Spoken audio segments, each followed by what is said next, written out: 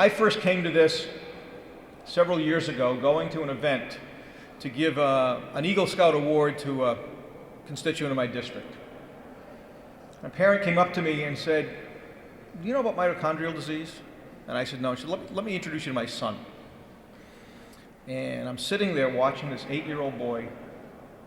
His mother says, he's very sick, can't take any solid foods.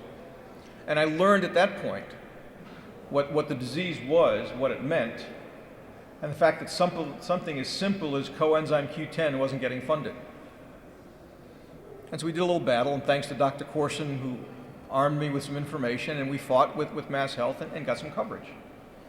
And was told by someone in Mass Health, "Well, we're going to cover your constituent, but we're doing it for your person, but we're not doing it for everybody." Well, I decided to wait about 6 months to make sure they would continue to serve my constituent, and then at that point, file the legislation to cover everybody. And where we are right now is we're in the throes of a dilemma. Because we passed, and I was on the Healthcare Finance Committee, we passed healthcare reform in 2006.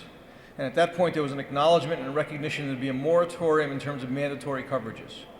And the reason is, we had to look at this as a static process to figure out what the ins and outs and what's going to work with healthcare reform.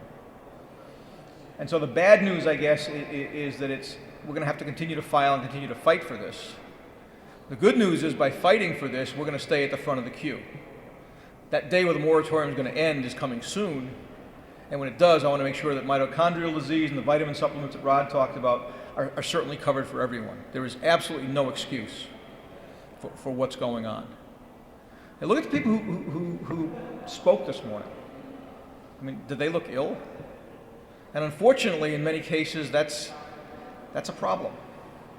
Because to people, you look at someone and, how can that person possibly be ill? How can someone need nursing assistance? How can Brianna, how can you need help? And to the average person who doesn't understand, I get it. But what we're facing is something, in my mind, that's akin to another terrorist attack. Because I'm looking at something that is invading every cell of a person's body. And just as we heard, not just a person, but generally entire families. And so we have to continue this fight. We have to continue to educate. You have marshaled the resources and are getting allies here today. Now, what do you need to do? Those of you who don't know your legislator, you ought to find out who it is. You need to call them. You need to visit them. You need to email them. You need to put a name with a face. Because there are a couple of staff people here who are saying, "Geez, I know someone's here, and can you introduce me to this person? I need to meet this person." They need to understand that we're not talking about some philosophical, theoretical, hypothetical situation. We're talking about real people. Real people who have problems. And in this country, it is absolutely inexcusable when someone needs supplies we have here that they're not being provided for. There is no reason why we should discriminate against this disease as opposed to any other one. So I'm very grateful I'm very grateful to the Eagle Scout that day. Because if I had not gone to that event, I don't think I would have certainly known what was going on with mitochondrial disease and wouldn't have been able to advocate.